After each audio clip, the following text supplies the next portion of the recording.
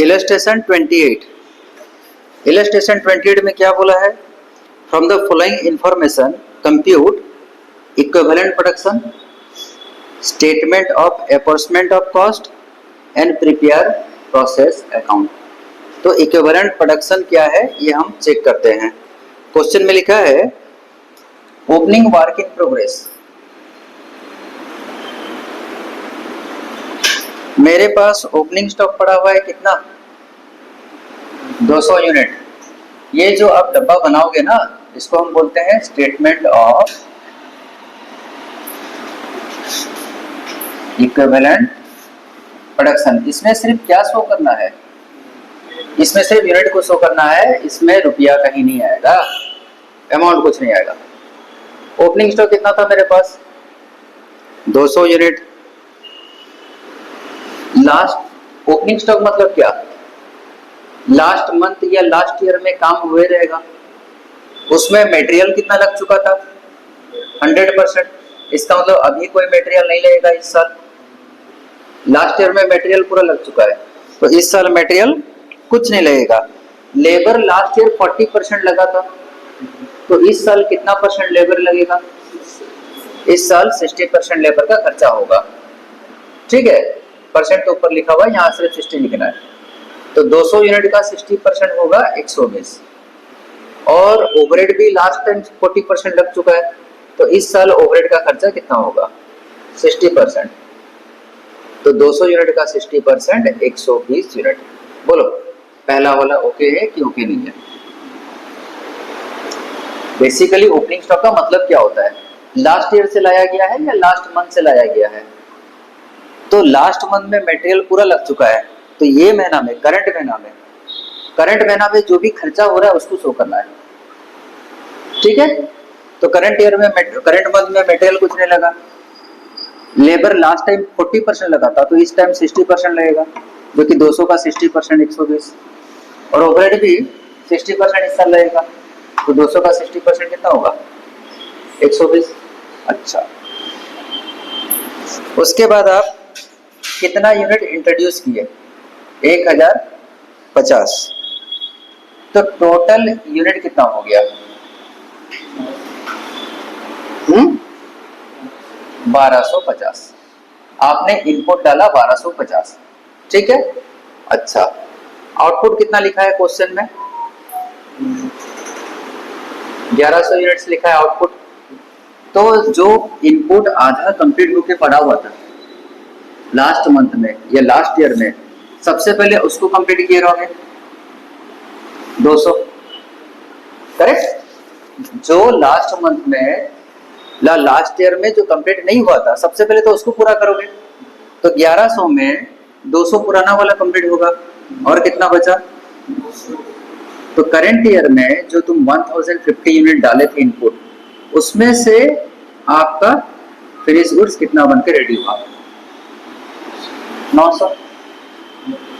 अगर ये finish goods बनके रेडी हो चुका है तो करंट ईयर में या करंट मंथ में मटेरियल 100% लगे रहेगा, लेबर 100% लगे रहेगा और ओवरहेड भी 100% लगे रहेगा। इसका पहले से कोई ओपनिंग था नहीं जो इसी महीना में आया या इसी साल में आया और इसी साल में कंप्लीट हुआ बनके, तो मटेरियल 100% लगे रहेगा। मतलब 900 यूनिट के पीछे मटेरियल भी 900 यूनिट का लगे रहेगा। 900 यूनिट को कंप्लीट करने के लिए लेबर भी 900 यूनिट का लगे रहेगा और 900 यूनिट फिनिश प्रोडक्ट को कंप्लीट करने के लिए ओवरहेड भी 900 यूनिट का लगे रहेगा। ठीक है, अब सोचो कि 1250 यूनिट तुम लोग इनपुट डाले, 1100 यूनिट बनके तैयार हो गया, कितना यूनिट बच गया? 150। हमको बोला है क्लोजिंग स्टॉक मेरा बचा है 150। तो क्या ये 1250 हो रहा है?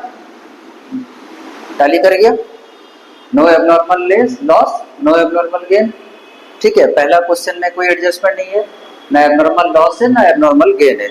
नेक्स्ट क्वेश्चन जब हम करेंगे तो उसमें एबनॉर्मल लॉस एबनॉर्मल गेन का करेंगे। तो क्लोजिंग स्टॉक 150 यूनिट मेरा बच गया। ठीक है, क्वेश्चन में बोला इसमें मटेरियल कितना लगा? 100% मटेरियल लग गया। इसका मतलब 150 तो फिनिश गुड्स को रेडी करने के लिए या वर्क इन प्रोग्रेस जो था उसको फिनिश गुड्स बनाने के लिए इस साल मटेरियल में पूरा यूज कर दिया हूँ, 150 यूनिट का मटेरियल लगा चुका हूँ। अच्छा, लेबर और ओवरहेड कितना कितना परसेंट है? तो 150 यूनिट का 70%, 105 यूनिट 105 यूनिट। ये समझ में आया? जो भी परसेंटेज का कैलकुलेशन सब हो रहा है ना, बेसिकली वो यूनिट के ऊपर परसेंटेज सब कैलकुलेशन हो रहा है। ये 20 का 60%, सॉरी 200 का 60%, 200 का 60%, ये 900 का 100%, 150 का 100%, 150, 150 का 70%, 105। ठीक है, क्लियर हो गया? तो सबसे पहले ओपनिंग स्टॉक कितना था? 200 था। फिर हम लोग कितना यूनिट इंट्रोड्यूस किए? 1050। टोटल कितना हो गया? 1250। 1250 यूनिट में मेरा ओपनिंग स्टॉक कितना पड़ा हुआ है? 200 पड़ा हुआ है। तो जो लास्ट टाइम बाकी था उसी को पूरा करना है मेरे को। बोलता है टोटल हम लोग 1100 यूनिट रेडी किए हैं, 1100 यूनिट में 200 तो पुराना वाला रेडी रहेगा, करेक्ट? और जो 900 है वो करंट ईयर का रहेगा। 1100 में 200 तो ओपनिंग स्टॉक कंप्लीट हुआ ना, बाकी 900 जो है वो इस साल का कंप्लीट है। 900 200 1100, बाकी कितना बचा? 150 बचा। अब यूनिट सबका टोटल बताओ। 1050, इसका कितना हो रहा है?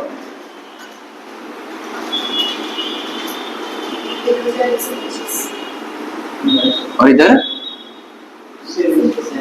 है ना? अच्छा, ये हमारा निकल गया यूनिट सब। अब हम लोग और थोड़ा सा आगे बढ़ेंगे। क्वेश्चन में हमको एक बॉक्स दिया है, ठीक है, और उस बॉक्स में 3 खर्चा दिया हुआ है। एक में लिखा हुआ है मटेरियल का खर्चा, एक में दिया है लेबर का खर्चा, और तीसरा में दिया है प्रोडक्शन ओवरहेड का खर्चा। थोड़ा बताओगे कितना कितना है? हाँ, ये रुपया में, हाँ 2000,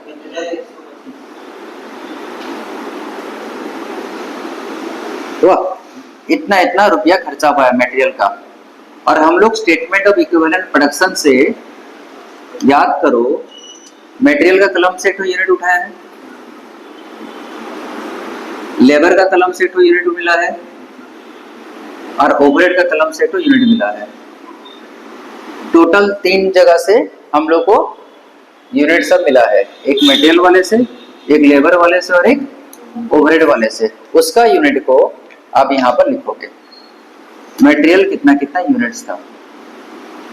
1050, और लेबर 1125, और ओवरहेड 1125। अब this is A, this is B, and this is C, और ये वाला क्या निकलेगा? डी। तो डी कैसे निकलता है? पी डिवाइडेड बाय सी। 1050 रुपया के साथ 1050 यूनिट डिवाइड करोगे तो पर यूनिट कितना रुपया निकलेगा? 1 रुपया। इसको इसके साथ डिवाइड किए तो 2 रुपया, और ये वाले के साथ ये वाले को डिवाइड किए तो 1 रुपया। आया समझ में? ठीक है। अब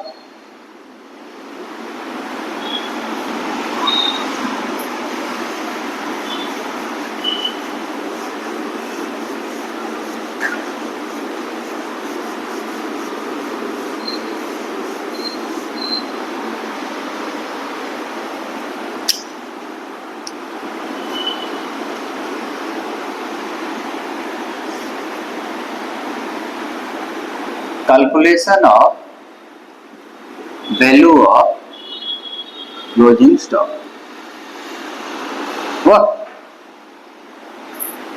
क्लोजिंग स्टॉक में क्या क्या लगे रहेगा सर? क्लोजिंग स्टॉक में मटेरियल लगे रहेगा, लेबर लगे रहेगा, और ओवरहेड लगे रहेगा। तो क्लोजिंग स्टॉक तो ये रहा, इसमें मटेरियल कितना यूनिट का लगा है? 150 यूनिट का, और लेबर कितना यूनिट का लगा है? और ओवरहेड, और यूनिट का रेट सब अभी रिसेंटली हम लोग निकाले हैं 1, 2 और 1, तो ये 150 रुपया, 210 और ये 105, टोटल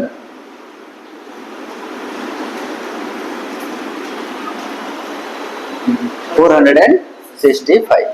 तो पहले स्टेटमेंट ऑफ इक्विवेलेंट प्रोडक्शन बनेगा जिसमें सिर्फ यूनिट रहेगा, वहां से जो यूनिट सब निकला उसको रुपया से डिवाइड करोगे तो पर यूनिट निकलेगा।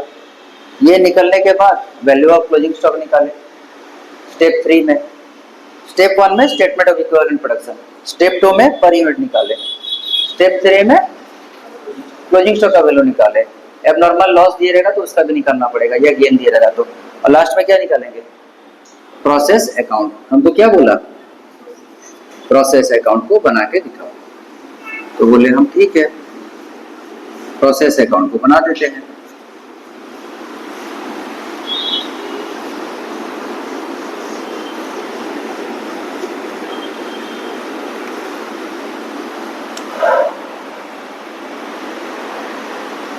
प्रोसेस अकाउंट, ठीक है। लास्ट में हमको बोला प्रोसेस अकाउंट बनाने के लिए। प्रोसेस अकाउंट जब हम लोग बनाएंगे, बेसिकली यहाँ कुछ मेंशन किया है कौन सा प्रोसेस बोल के? प्रोसेस ए है, प्रोसेस बी है, क्या बोला है? क्या बोला? प्रिपेयर ए प्रोसेस अकाउंट, ठीक है। यहाँ पर क्या डालोगे? यूनिट्स, यहाँ पर अमाउंट, ये जगह में, और ये जगह में अमाउंट, ठीक है। सबसे पहले to opening work in progress, कितना यूनिट था बताओ? और क्वेश्चन में लिखा था opening work in progress at the rate of 4 रुपया करके, ऐसा है लिखा है ना। Opening work in progress 200 unit at the rate of 4 करके कितना हो जाएगा? 800। उसके बाद यहाँ पर क्या क्या लगा है सर? मटेरियल लगा, लेबर लगा और प्रोडक्शन ओवरहेड लगा। मटेरियल कितना लगा था? 1050, लेबर अभी तो लिखे थे यहाँ पर, हाँ, और ओवरहेड, ठीक है।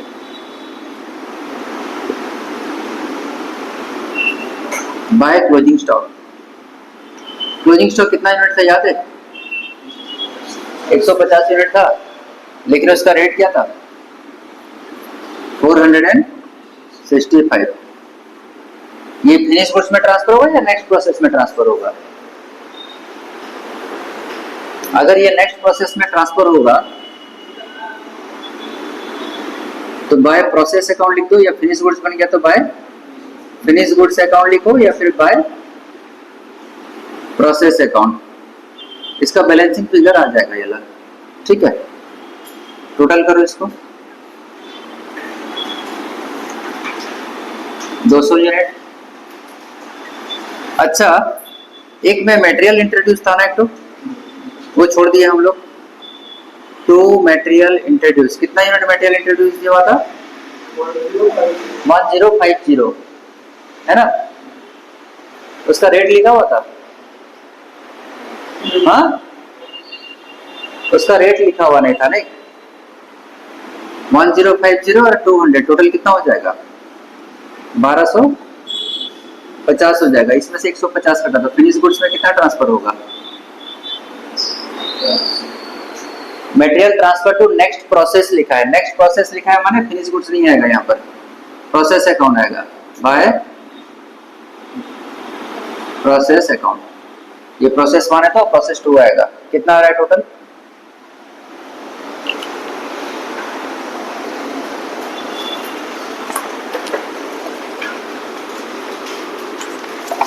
मटेरियल का पर यूनिट तो 1 रुपया निकाले हो ना, मटेरियल का पर यूनिट तो 1 रुपया निकाले हो ना, हाँ।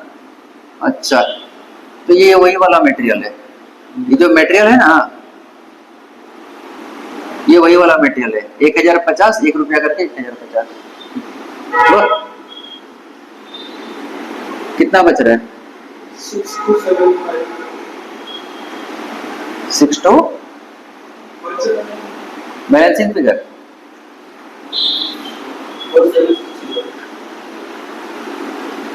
इसका टोटल किया ना, कितना निकला? 5200, और उसमें से 465 माइनस हुआ तो 4760 पर यूनिट निकालो।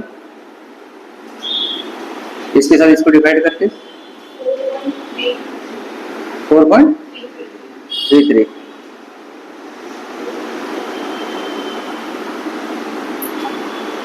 वाह, ऐसा करके हमारा इलस्ट्रेशन 28 कंप्लीट हुआ।